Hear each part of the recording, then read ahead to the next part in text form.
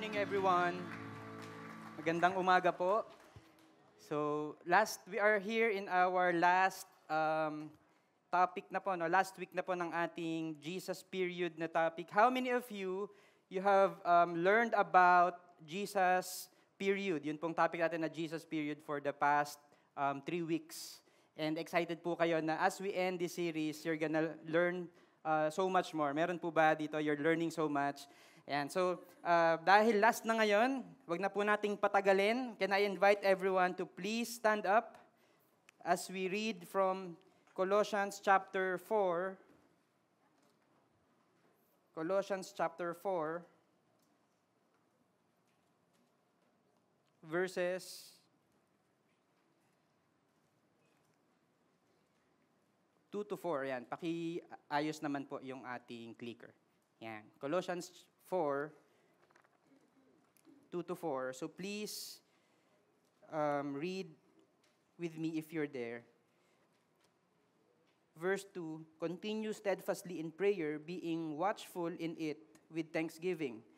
At the same time, pray also for us that God may open to us a door for the word, to declare the mystery of Christ, on account of which I am in prison, that I may make it clear which is how I ought to speak. Let's pray. Lord, thank you so much, God, for our series, yung Jesus period. I pray, Lord, that hindi lang to series for us. It's a declaration. It's a something, Lord, that we fully understand kung bakit ikaw lang ang source, kung bakit ikaw lang ang reason why we are living, kung bakit ikaw lang ang lahat sa buhay namin. I pray, Lord, that everything that we do, everything that we say, everything that we pursue, it's all coming from a heart that shouts that there's nobody else but you alone. Thank you, God. In Jesus' name, amen. So, pwede na po tayong maupo. So, in the 1800s, sino po dito buhay ka na nung 1800s? Meron po ba? Ayan, so si Bench lang. Meron pong isang famous artist, famous French illustrator. His name is Paul Gustave Doré, or I don't know how to pronounce kasi French di ba? So pag French medyo iba yung pronunciation. So ngayon, sikat po siya na French illustrator. One day, he was traveling around Europe. Okay, so taga France siya. He was traveling around Europe. But there's a problem kasi nawawala yung kanyang passport. Uy, ang hirap nun, di ba? May naka-experience ba nun na wala ng passport or nakaiwan ng passport? So ang problema, hindi po siya pinayagan na tumawid doon sa border because his passport was missing. So tinatry niya na i-prove yung kanyang identity. Ako si Paul Gustave Doré. Ikaw yon? Ikaw ba yung sikat na artist? Ikaw ba yung sikat na illustrator? Yes, ako yon. Ako yung sikat na illustrator. O sige, ganito na lang, sabi ng immigration officer. Papayagan kita na makalusot, okay, makatawid doon sa border. Kaso, kailangan mong patunayan na ikaw nga si Paul Gustave Doré. Okay, ano pong gagawin ko? Magdo-drawing ka. And so, ang ginawa niya, nag-drawing siya. And nakita nila na, ay okay, ikaw nga si Paul Gustave Doré. Now, you may cross the border. So, pinag-uusapan po natin for the past 3 weeks rather, na tayo po ay filled in Christ. Di ba yun po yung gusto nating sabihin? We were talking about who Jesus is, His supremacy, His preeminence, He is first in everything. Pero hindi lang po yun natatapos doon. We are filled in Him. Okay, filled in Him. And ang gusto ko pong sabihin sa atin is that as we read from Colossians 2, for in Him the whole fullness of deity dwells bodily, and you have been filled in Him. Now you are filled in Him, who is the head of all rule and authority. Ano ngayon yung epekto na ngayon, you are now filled in Him. Kasi 'di ba, kagaya po nung story natin kanina, si Gustave Doré ay na-prove niya na siya ngayon nung nag-drawing siya. So ikaw, kaya mo bang i-prove na hindi ikaw, di ba? So nakita ko si Ate Carol, birthday niyan kahapon di ba? Hindi mo, happy birthday Ate Carol. Yan, di ba? Paano mo papatunayan na birthday Paano mo papatunayan na ikaw nga si Carol Lapus? Pwede bang sumayaw ka? Yan. So patunayan natin. So it's not about the talent, the skill, or what you are able to do.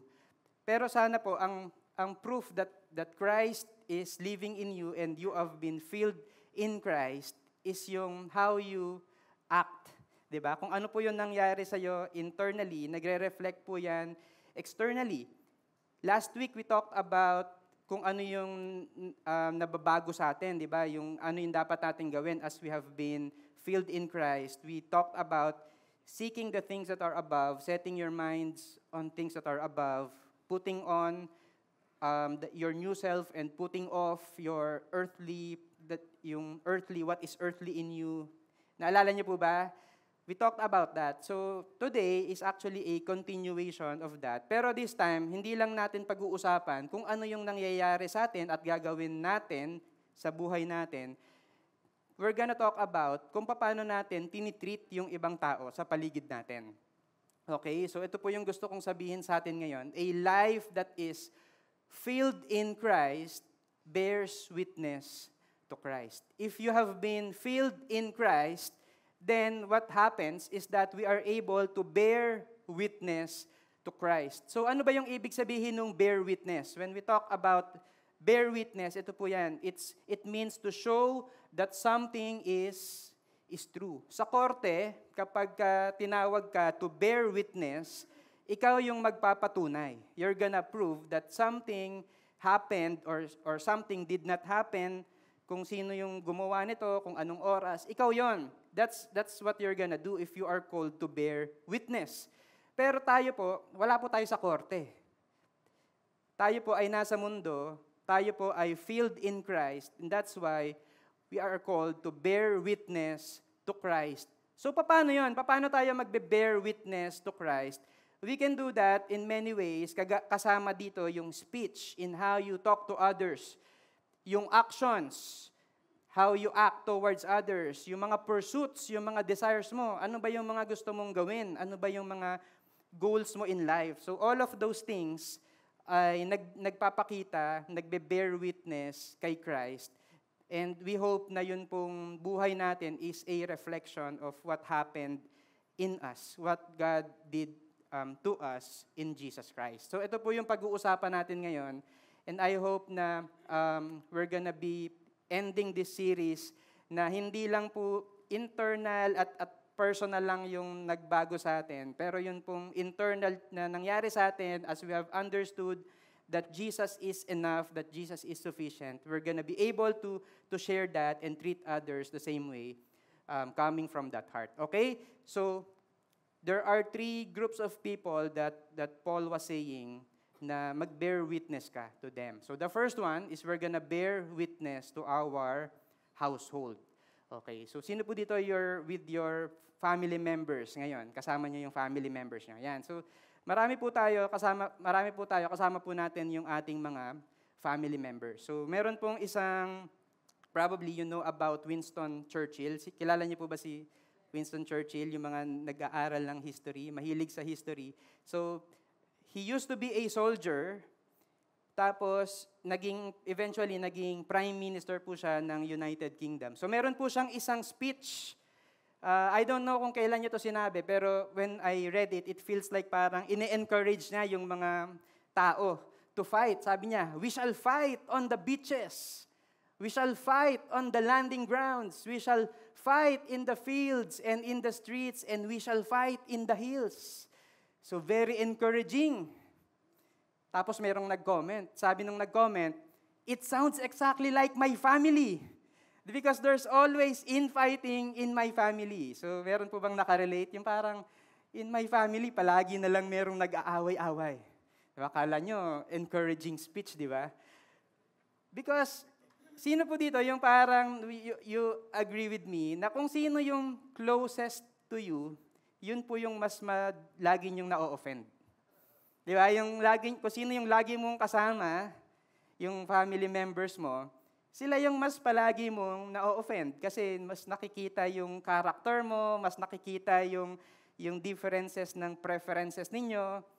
So, kaya po nire-remind tayo ni Paul na itong verse na to in Colossians chapter 3, this talks about our household, how we treat our household. So, verse 18, wives, submit to your husbands as is fitting in the Lord. Husbands, love your wives, and do not be harsh with them. Children, obey your parents in everything, for this pleases the Lord. Fathers, do not provoke your children, lest they become discouraged. So, the verses talk about kung paano ba natin tinitreat yung pamilya natin, yung mga wives, we submit to your husbands, yung mga husbands, love your wives, etc. Pero hindi lang po yan natatapos dun sa mag-asawa, saka dun sa anak nila.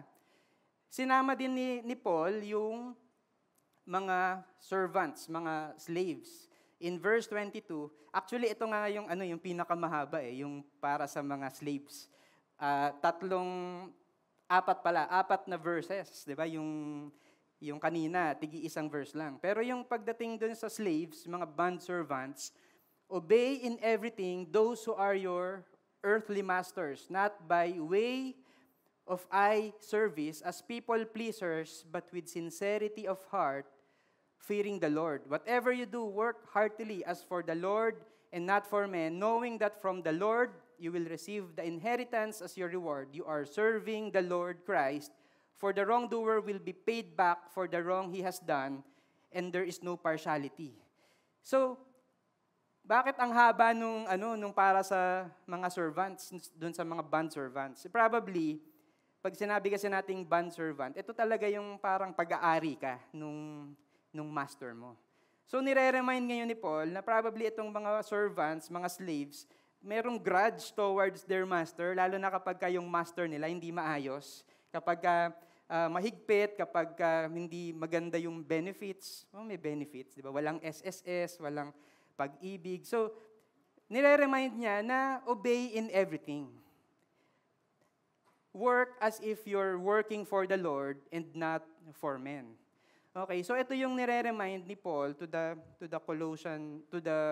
Colossian church, to the servants. Pero hindi lang po yan natatapos dun sa servants.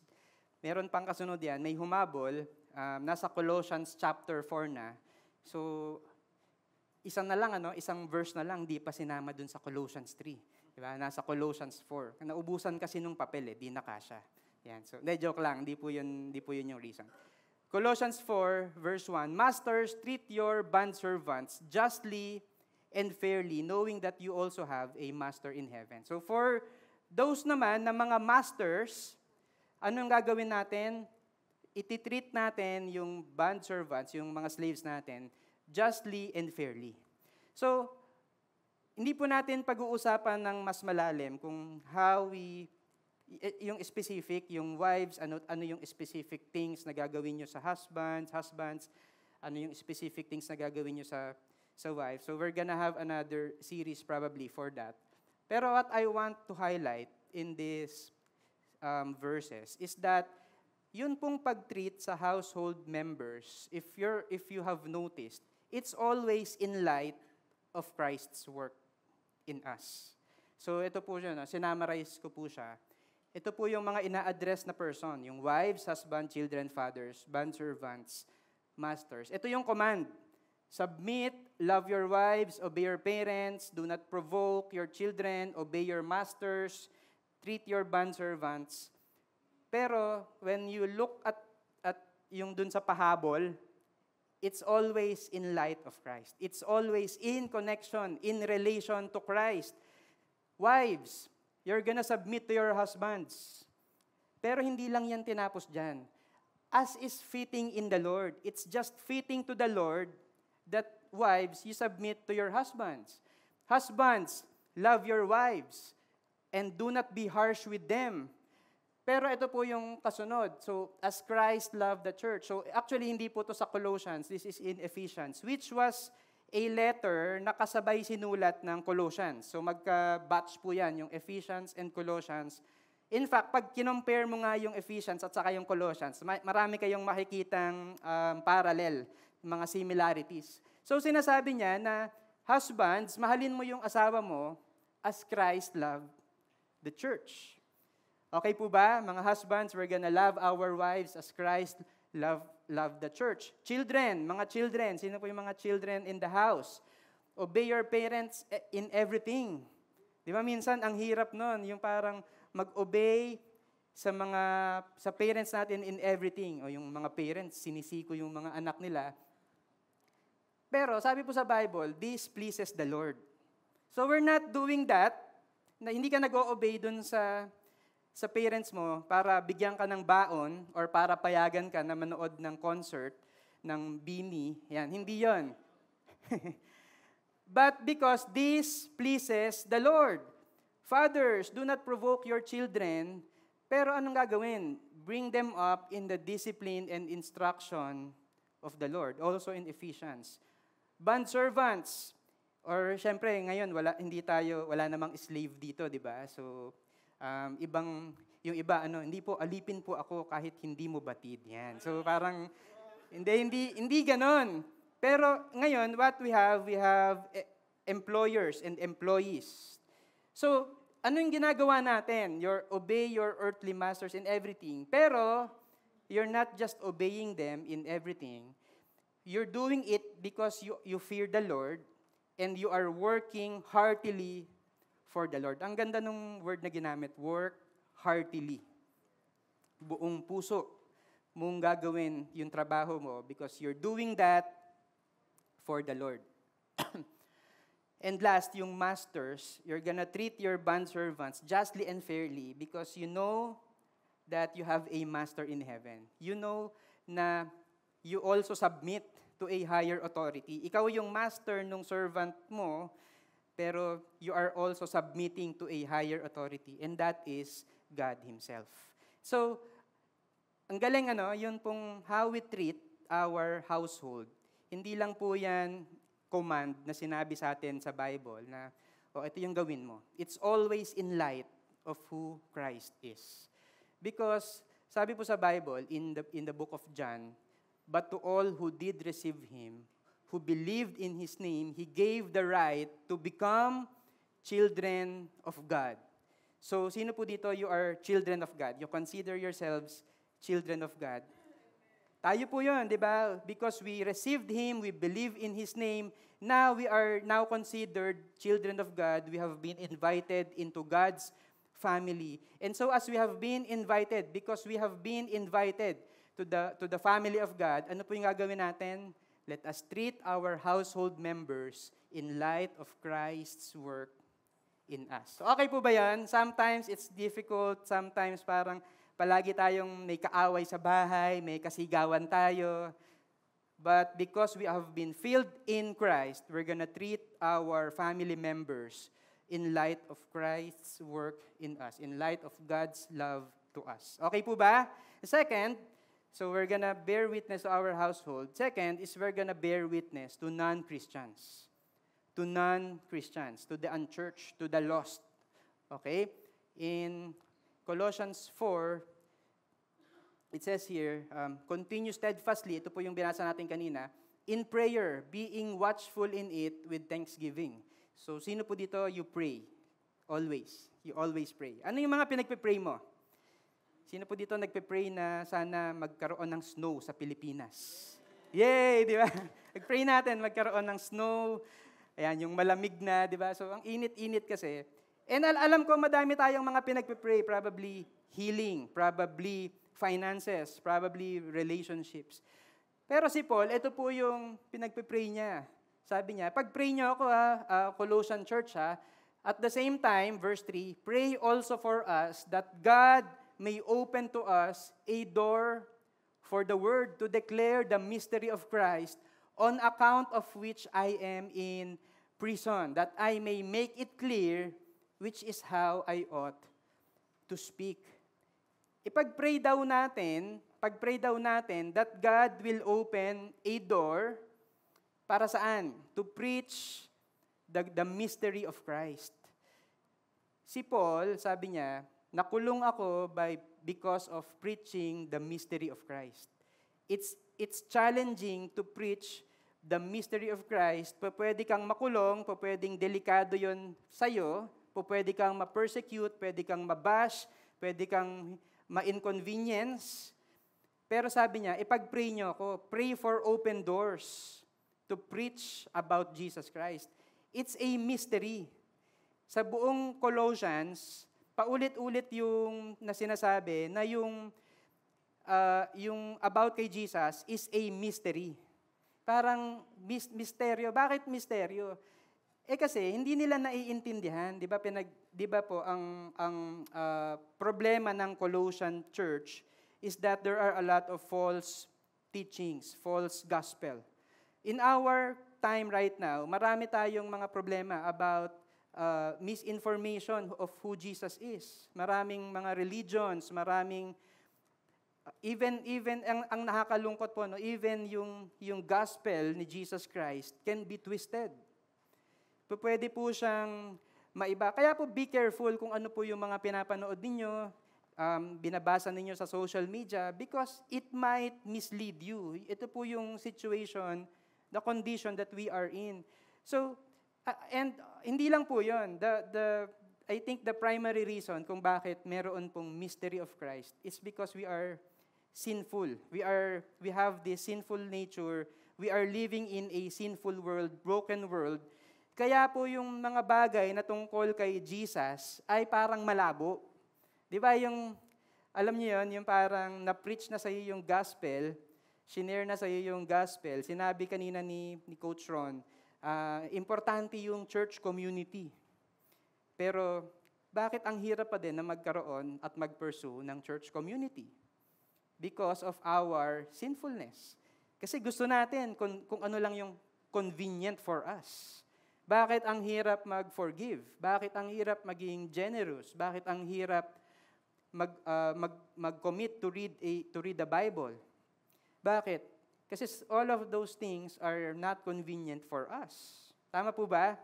So ngayon, dagdagan mo pa yon ng mga false teaching, ng mga misleading information about Jesus, yung gospel na to twist. What happens? Mystery. And that's why, let's pray for open doors. I was encouraged when I was praying for you guys this week. So yun po mga sinusulat ninyo sa envelope, sa tithes envelope.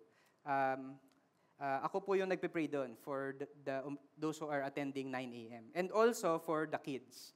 So kailan ba yun? I was praying for that this week. Yung isa pong bata, ito po yung prayer niya. So pinicturean ko po. Pakita ko sa inyo. Sabi niya, yan, nababasa niyo ba? Thank you for providing and protecting us. Pero sabi po niya dito, I pray that I can have courage to share the gospel to others. I pray for people to believe God. I pray for good health. Imagine, meron pong isang bata na ang prayer niya, it's not just toys, it's not just makabili ng bike, it's not just all of these things, yung grades sa school, but he's praying that he will have the courage to share the gospel to others. Sino po sa inyo dito medyo na-guilty kayo? Parang ako hindi yata ako nagpe-pray nung ganun. Di ba yung parang, I hope na we're gonna have this kind of heart. Na Lord, pwede bang bigyan mo ako ng wisdom and ng courage and ng boldness to preach the gospel to my boss. Itong person na to, kakausapin ko to, pero pwede bang nagkaroon ako ng moment na mapag-pray ko siya? Because alam niyo po, yung human needs are actually open doors to bear witness to Christ. One day, this week, you're gonna be talking to your neighbors. Sino po ba dito laging nagwawalis ng bakuran sa umaga? Tapos meron kang makakakwentuhan na kapitbahay. Tapos minsan makakwento niya, ay oo nga, yung kumpare mo may sakit.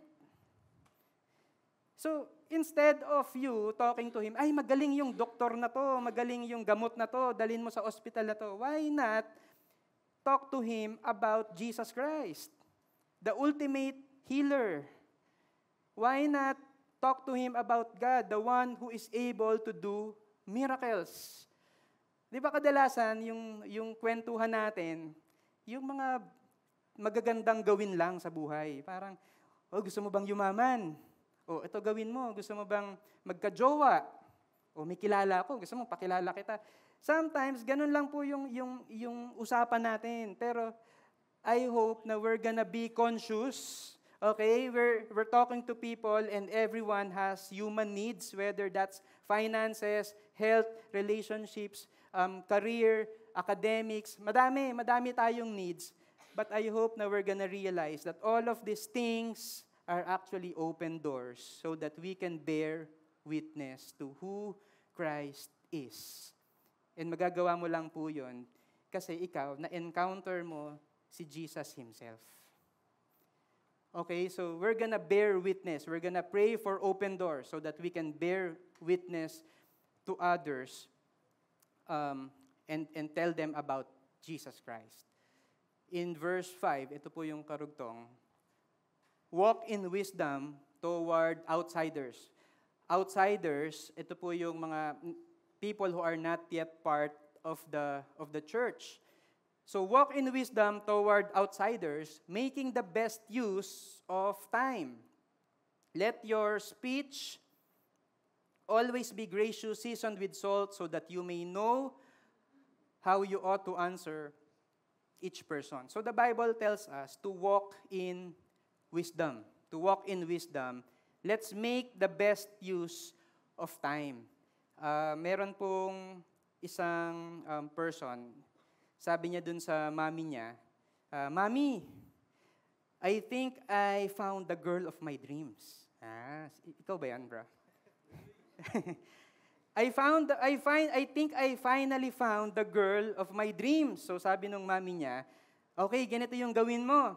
Invite mo siya sa bahay nyo, invite mo siya sa bahay mo, tapos, what you're gonna do is you can eat home-cooked meals for lunch. So, ayan, ganito, mag-set up ka, magdala ka ng bulaklak. You can eat home-cooked meals for lunch. And so, ganun yung ginawa nung anak, nung lalaki. So, kinabukasan, tinanong siya nung mami niya, after niyang in-invite, so kinabukasan, tinanong siya nung mami niya, kamusta? Anong nangyari? Na-invite mo na ba siya? Sabi nung anak, sabi niya, yes, mami, na-invite ko na, kaso, disaster. Ang pangit nung nangyari. Iniwanan ako. So, bakit? Bakit ka iniwanan? Kasi in-invite ko siya sa bahay, sabi ko, magluto ka. Tapos hindi siya nagluto.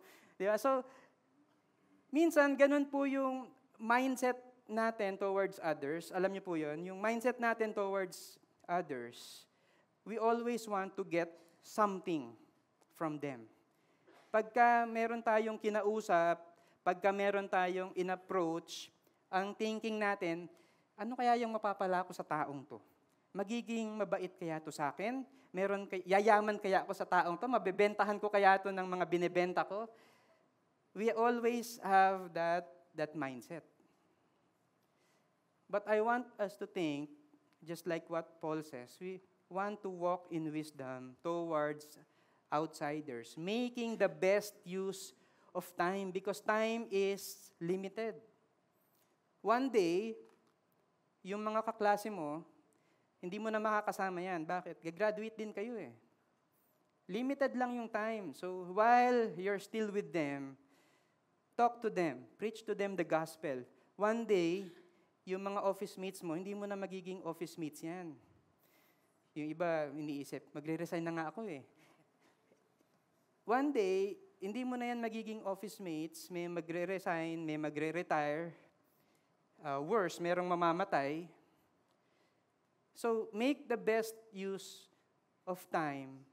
Walk in wisdom towards outsiders. Let's think of them as people na dapat marinig yung gospel. And because time is limited, anong gagawin natin? Walk in wisdom. Let's always think, paano ko ba to?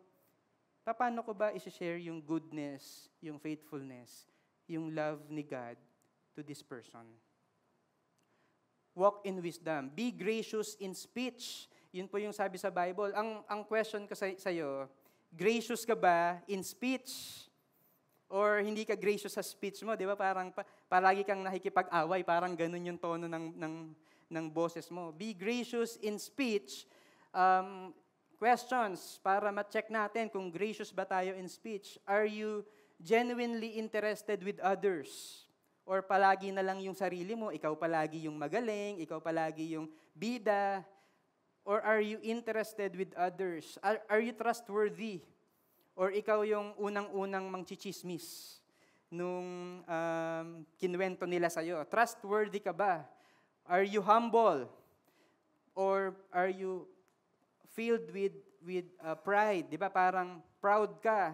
Lagi mo na lang pinagmamalaki kung ano yung meron ka, yung mga na-achieve mo. Are you humble? Do you have a listening ear? Marunong ka bang makinig? Are you quick to judge? Di ba? Yung parang quick to judge, yung ang bilis-bilis mong manghusga ng mga tao, di ba? So, dito po dapat bawal judgmental. Yan. So, we don't want to be quick to judge. We want to be understanding. Do you exercise self-control? Di ba bigla mong sinabihan, alam mo, nag-toothbrush ka ba? Yung parang ganon, yung parang exercise tayo ng self-control. Is the grace of God reflected in how you speak to others? Be gracious in speech because what we want to do is we want to welcome people to the kingdom of God. We want to walk in wisdom towards the unchurched, towards the non-Christians, because ito po yung invitation that may bring them into the kingdom of God. Your kindness to them, your generosity to them, your kind words to them, yun pong listening ear. When you have this listening ear, probably it's the invitation that may bring them into the kingdom of God. So okay po ba yan? Let's walk in wisdom. Let's be gracious in speech. We will make the best use of time towards the outsiders. Okay po ba? So bear witness to our household, bear witness to the non-Christians, and pangatlo, we're gonna bear witness to the church. We're gonna bear witness to the church. When you read verse 7 hanggang sa dulo of Colossians chapter 4, sa unang tingin, parang iniisip mo, parang conclusion na lang to nung sulat ni Paul. Di ba? Parang alam mo yung letter, meron siyang, ito talaga yung main na gusto mong sabihin dun sa letter. Meron pa po bang nagsusulat dito ng letter, di ba? Or email, yan. So, ito yung main content. Pagdating dun sa verse 7 hanggang sa dulo, parang mga pahabol na lang siya. Uy, si Tychicus, binabati rin kayo. Si Luke, binabati din kayo. So parang puro ganun po yung mababasa nyo. Sa unang tingin, parang ay, wala siguro akong makukuha na dito. Wala na siguro akong matututunan dito. Because parang patapos na to. Kino-conclude na lang niya yung letter niya. But, tignan po natin. Because, in fact, makikita po natin dun sa conclusion ng letter ni Paul, kung paano niya sinabuhay, everything that he was saying from Colossians chapter 1 hanggang chapter 3, na he was able to build relationships with the church. He was able to build relationships with the church. So sa summarize po natin, there are people who have become helpful to Paul. So ito po yon, yung mga tao na yon. Helpful people. So, si Tychicus, or sa Tagalog, mas maganda Tikiko. Yan. So si Tikiko, ang description sa kanya ni Paul, he was a beloved brother, faithful minister, and fellow servant sent by Paul to encourage the church. Si Aristarchus, he was a fellow prisoner with Paul. Probably kasama ni Paul doing the ministry. So nung nakulong si Paul, nadamay si Aristarchus. So probably ganun po yung nangyari sa kanya. He is a fellow prisoner with Paul. Si Jesus, hindi po siya si Jesus Christ, but tukayo lang ni Jesus, who is also called Justus. He is a fellow worker for the kingdom of God who has been a comfort to Paul. So ang galing ng description, fellow worker, pero kapag nagkikita sila, he has been a comfort to Paul. So nakaka-encourage siya. Helpful because of his comfort. Si Epaphras, ito si Epaphras, ang ganda ng description sa kanya. He is a servant of Christ who is always praying for the church. So meron po ba dito, always praying for the church? Ano yung pinagpe-pray ni Epaphras sa church? That they may be mature and assured in the will of God. He was always praying for the church. Si Luke, he is a beloved physician and Paul's companion. So siya po yung nagsulat ng Luke, ng Book of Luke, and also ng Acts. So kasama po ni Paul si Luke sa lahat ng mga journey niya. Okay? And isa pa si Demas, who is Paul's fellow worker. So seemingly ito pong mga tao na to ay parang nakikibati lang at binibigyan lang ng instructions.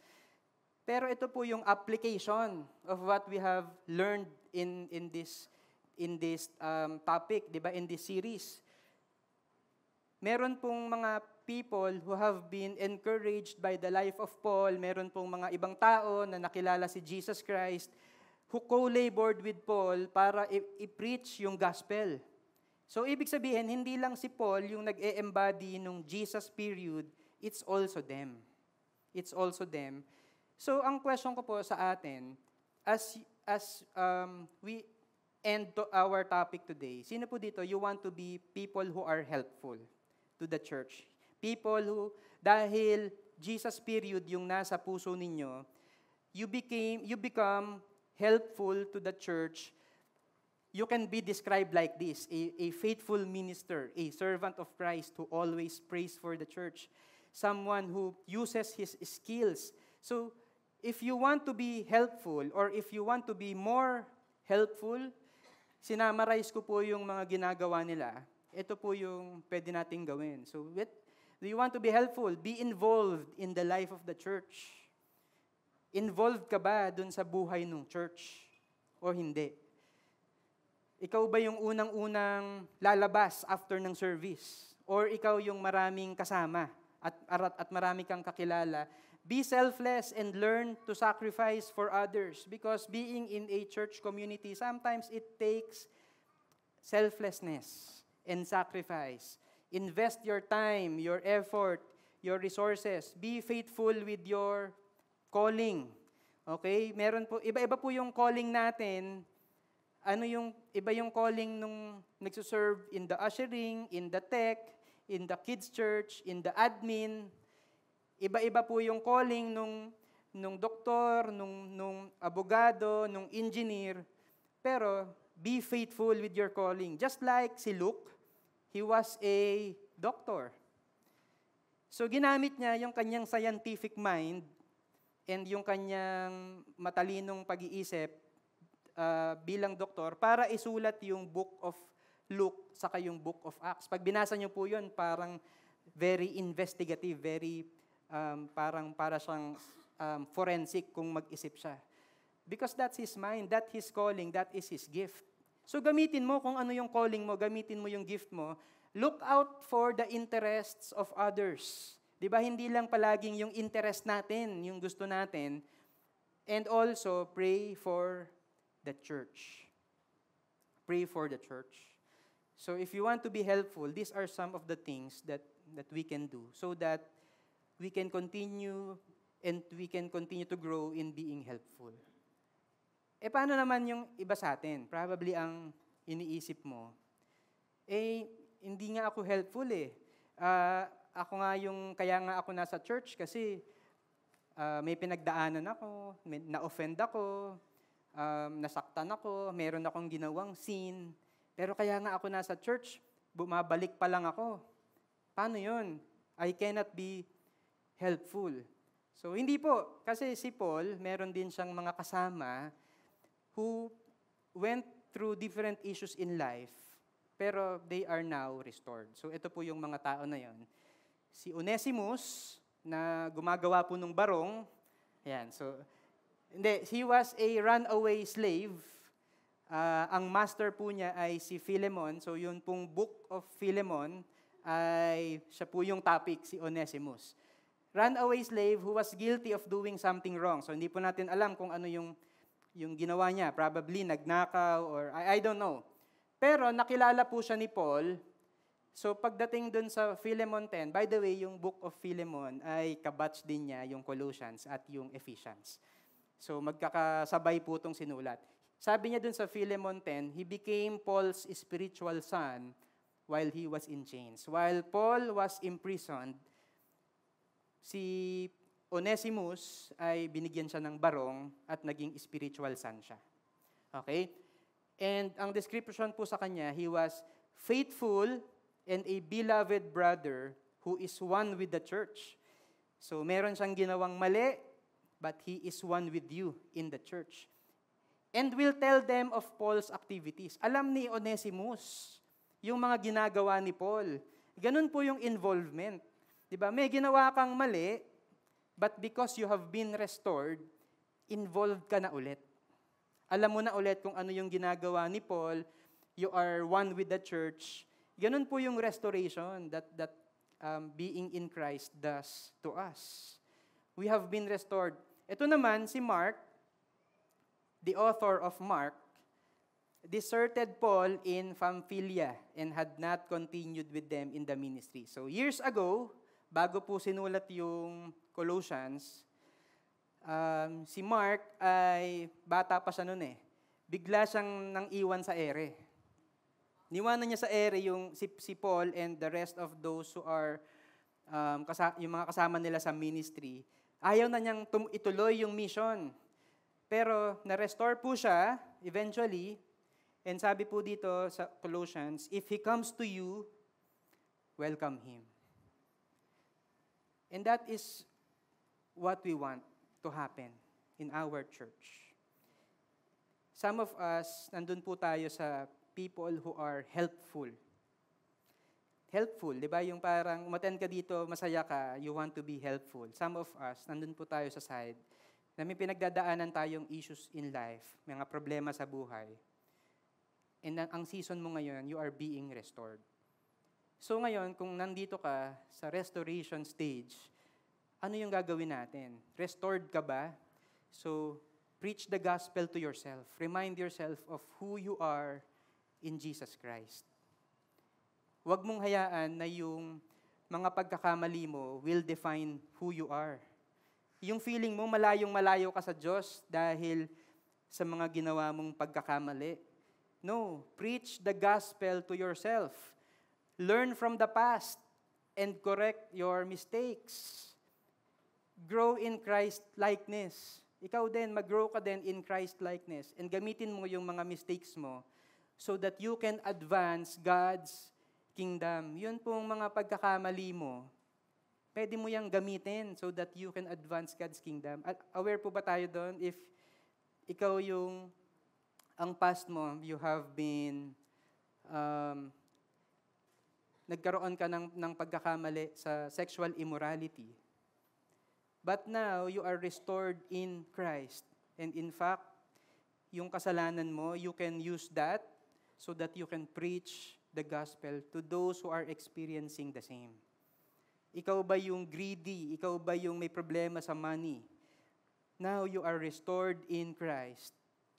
And you can use that problem na inayos sa'yo ni Lord so that you can bring those who are struggling with their finances, laging merong utang, laging may problema sa pera, so that you can teach them to trust in the Lord and not on their money. So whether you are on this side na helpful ka or on the other side na you have been restored, meron pong kasama ka po sa kingdom ni Lord, sa people of God, sa family of God, and you can bear witness to the church by using your skills, your experiences, your time, your effort, your sacrifices, because hindi po ang end goal or ang finish line natin who have sinned is not just our sinfulness. Ang finish line po natin is a life that is restored, that is Christ-like, that is filled in Christ, and yun pong life na yon is bearing so much fruit na we cannot help but share the love and the transformation that we have experienced in Christ to others. Okay po ba yan? So we're gonna bear witness to our household, bear witness to the non-Christians, and bear witness to the church. As I call our music team, ito na po yung last verses in the book of Colossians. Sinasabi po niya, ito po yung bilin niya dun sa mga Colossian church. After you have read this letter, anong gagawin? Pass it on to the church at Laodicea. So yung Laodicea is a neighboring town. Katabi lang po yan na town. Sabi niya, ipabasa mo din dun sa church that is meeting in Laodicea. And you should read the letter I wrote to them. Tapos, merong special mention, si Archippus. O sabihin mo kay Archippus, be sure to carry out the ministry the Lord gave you. Merong ministry na binigay si Lord sa'yo. Be sure to finish it. Be sure to complete it. And then sabi niya, I, Paul, write this greeting with my own hand. Remember my chains. Grace be with you. Nung nabasa ko po yung Remember my chains, naalala ko po yung mother ko po, a few weeks ago, na-scam. Na-scam po siya. So, meron pa ditong na-scam. Di ba kapag kami kilala ka na na-scam, lumalabas yung mga advice na, wag mong gagawin yan, may scam ka, wag mong ibibigay yung PIN number, wag mong ibibigay yung OTP, wag mong ibibigay yung full name mo. Tama po ba? Kapag ka merong nangyaring masama sa'yo, what do you do? Di ba sinasabi mo dun sa iba, wag mong gawin to para hindi mangyari sa'yo yung mga bagay na yan. Pero si Paul, sabi niya, I'm in chains. Remember my chains. Nakakulong ako ngayon. Sinabi ba niya dun sa Colossians, ay mag-ingat kayo, wag nyo nang sundin si Jesus Christ. Bakit? Makukulong din kayo. Hindi niya sinabi yun. In fact, ang encouragement nga niya, sabihin mo dun sa susunod na church, dun sa kabilang church, dun sa Laodicea, basahin din yung letter ko about the supremacy, the preeminence of Christ, about how we want to follow Jesus, how we are filled in Jesus Christ. Sabihin mo din yon to the rest of the church. And sabihin mo kay Archippus, meron kang ministry na galing kay Lord.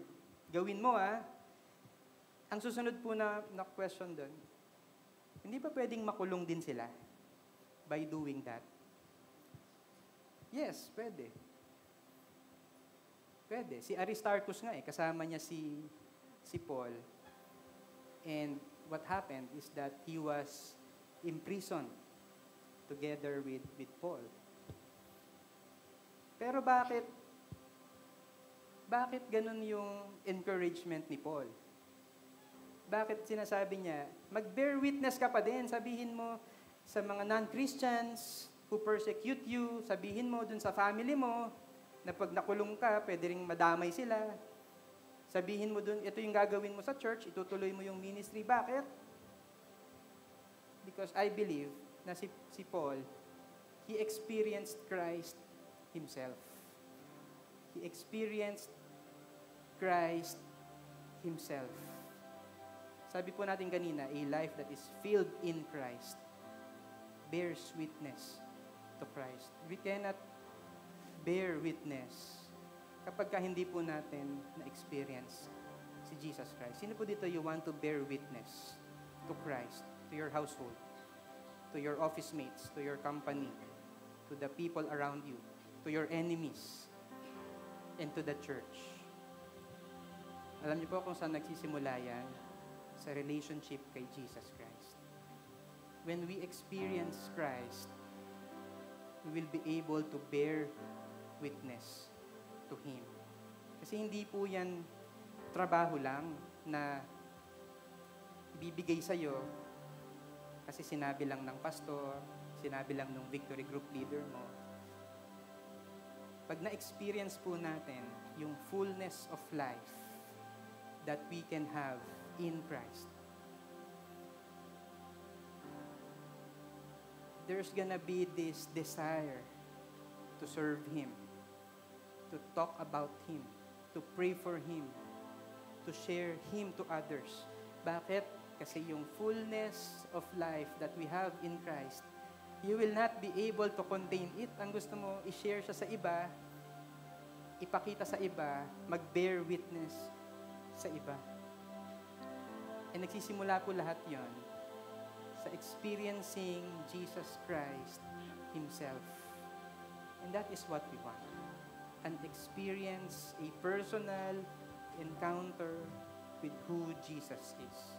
That's why kanina, sinasabi po ni Coach Ron, kung hindi ka pa part ng Victory Group, mag-sign up ka. Kung hindi ka pa nagwa-one-to-one, mag-sign up ka. Bakit? Hindi lang tayo nandito for religion. Hindi natin to ginagawa just because it's Sunday, tradition natin. But we are doing this. We are worshiping God together. We are here in church. We are declaring that there is no other God but Jesus alone. It's because we have experienced the goodness and the love and the faithfulness of Jesus Christ in our lives. Meron po ba ditong na-experience nyo yung goodness and yung love and yung faithfulness ni Jesus sa buhay ninyo? Can we all stand up? Can we all stand up? We're gonna worship God. Pero we will not end just by worshiping God on a Sunday. Kasi uuwi na tayo. Later, paglabas po natin, we're gonna treat our household members in light of what Jesus Christ did for us. Yung mga non-Christians, we're gonna do that to them. We're gonna preach the gospel to them. And yung church, we're gonna bear witness to the church as we have experienced Jesus Christ. Amen?